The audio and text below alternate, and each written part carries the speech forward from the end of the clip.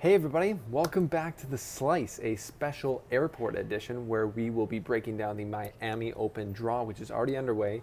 A great tournament down in Florida where I am not. More on that to come. So much has happened in the last few days. Rafa confirmed fractured rib.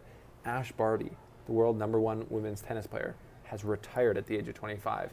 And a new trend in the ATP is tomahawking your racket across the court and almost hitting ball kids. So we're going to talk about all of this, break down the Miami draw, and I'll touch on those other points quickly. I think they deserve their own separate videos, but there's been a ton going on. So welcome to The Slice. Let's get into it. Miami Open. The big question here for me is, will Daniil Medvedev regain the #1 spot? He obviously lost it last week after going out early in Indian Wells. He wasn't happy about that, obviously, clearly.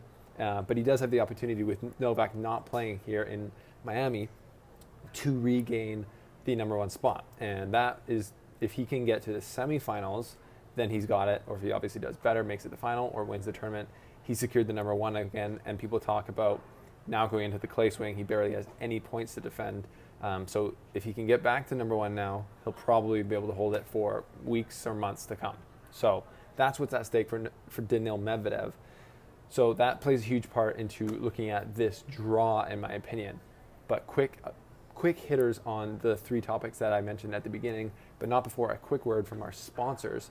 As I said, I'm on the road. I don't know how loud these announcements are, but I'm on the way to Europe to set up my my home base for the next 6 to 9 months in Switzerland, which is going to be amazing. And Go Sport, the sponsor of The Slice, is our travel partner.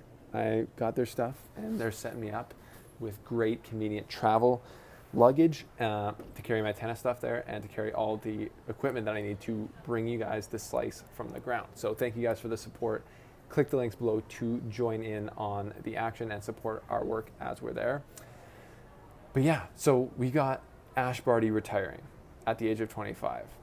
I think that's awesome. Not for any of us, but for Ash Barty. Clearly, Ash Barty, in the video that she put out, explains the reason that she just feels like she's given all that she can to tennis. She feels like she's run dry of her passion for continuing to travel and grind and work to keep that level of athleticism and tennis up, and she just wants to do other things in her life. So I think that's awesome, because the trend of people doing what they feel is going to bring them the most joy when it comes to their career and options and things like that is absolutely a trend that we should get behind in life. So many people can't afford to do it. Ash Barty's been able to be exceptionally world-class #1 tennis player in the world, so she's afforded to now just be able to basically be retired for the rest of her life if she wants. So that sucks for us because we're not going to be able to watch Ash Barty play, but I'm sure she's going to be around tennis. And I do think it's awesome, though, for her to take the step if that's what she felt like she should do. I should make a whole video on that to be on its own. But yeah, congrats, Ash Barty. Sad for the fans. Happy for her. Rafa's got a fractured rib. That's the big news coming out of Indian Wells, where he was obviously not right in the finals against Taylor Fritz, who was also not right because he had rolled his ankle in warm-up before the match. But it came out that confirmed that Rafa has fractured a rib.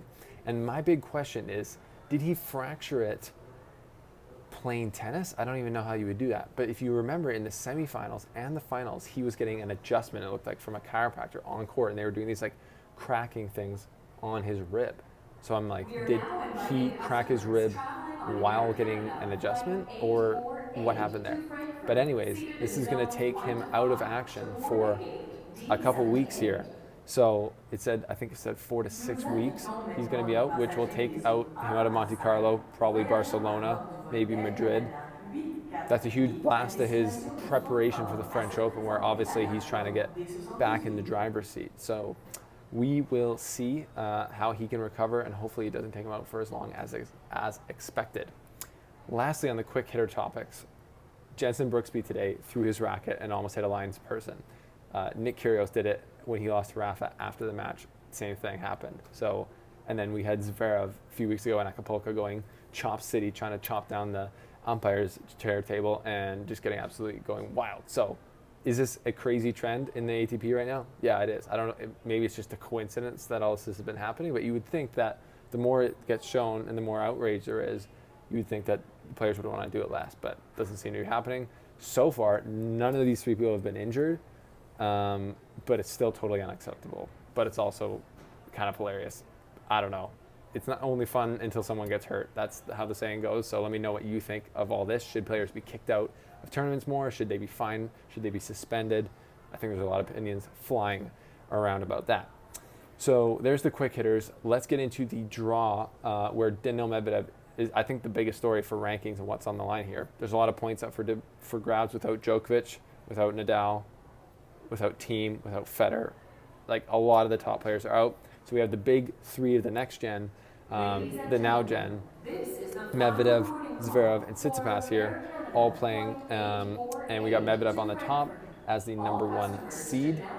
He is playing potentially Andy Murray in the second round. Let's just take a look at his route to the final. He could play Andy Murray in the second round, who I think is playing right now. Then he's either playing Martinez or Garin, who I don't see him having any trouble with either of those guys. And then he could play Bautista Agut or Brooksby or Basilashvili on a quicker, medium fast Miami courts, which is what I've been hearing from the streets. I think Medvedev has he's an overwhelming favorite in that little section, that 8th of the draw there. The other big seeds in his quarter, though, is Hubert Hurkacz and Denis Shapovalov. Denis Shapovalov, Canadian.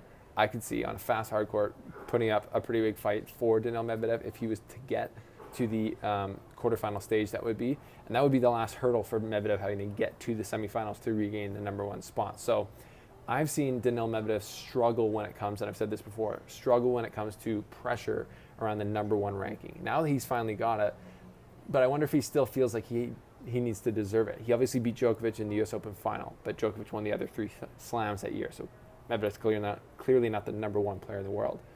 And then he lost in the final to Rafa when he probably shouldn't have in the Australian Open. Again, huge for Rafa, but you were up 2 sets to love and had 3 break points. Against a 35-year-old player. You should win that.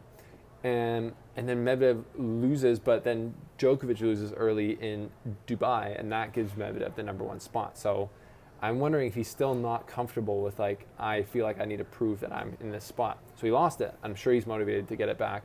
I feel like these Miami courts should be good for him, but he definitely doesn't have the hardest route ever, but I think that Bautista Agut, if he plays well, because he's always played well, he beat Djokovic here in 2019 on the hard courts, that could be an issue for Medvedev getting to the semifinals. And then our Canadian Shapovalov could also pose a huge issue as well. In the second quarter, that's Tsitsipas and Felix Auger-Aliassime in that quarter. So those guys potentially meeting in the quarterfinals would be a great matchup, obviously.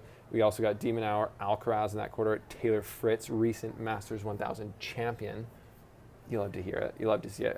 Still can't believe that Taylor Fritz won that. That's amazing. So that's a pretty talent-packed second quarter. And in the third quarter, we have Rublev as the top seed in it with Berrettini. Berrettini is the top seed with Rublev also in it.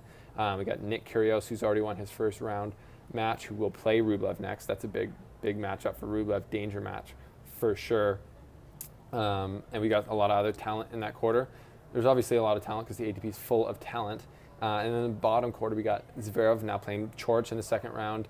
Thanasi Kokkinakis won his first round match against Richard Gasquet. And then we got Casper Ruud on the top of that one. So there's lots of great players here. It's a great tournament, but without the big dogs, as in Djokovic, Nadal, the real story, I think, is around Medvedev regaining that number 1 spot. Will he do it or will he not? That's the question. I've got faith in him. I've always got faith in him. People think I have too much faith in him. I was backing him against Rafa like the last 3 matches they played, and he let me down every time. So that's my pick. I think Medvedev will get to the semifinals at least, and he will get the number 1 spot back because I believed in his game. And at the US Open, I wasn't counting on him to do these big things before he beat Djokovic in the US Open final. But then he showed me he can step into the big time and get it done. There's a quick look at the draw. Lots of talent in it. Like I said, biggest story is probably Medvedev trying to get back to number 1. And then we got sad but happy for Ash Barty, retiring at the age of 25, Borg-esque, legendary, very crazy. ATP players, danger, an absolute menace. They're absolutely dangerous to everyone. Ball kids haven't been safe. Lines people haven't been safe for a long time. What do you think should go down there? And I think that's about it. So anyways, this has been a Slice Airport edition as I'm on the way to Europe. hopefully the announcements that you guys were hearing were not too bad. We're in Canada, so they do in English and then French. Just a great interruption in here in our Slice studio in the Calgary International Airport. But yeah, we'll see you guys a little bit later on in the Miami Open as I get settled into Europe and keep bringing you content. Make sure you check out our latest video, a new show, North of the Net, a Canadian-focused show. We just recorded it 2 days ago. It's the second latest video on the channel. Check it out with our new co-hosts. Give them a welcome, say hey, and thanks for being here, people. And shout out to Go Sport for keeping me well packed, well luggaged on my travels. We will see you guys in our next video coming to you from Europe. This has been The Slice. See you soon.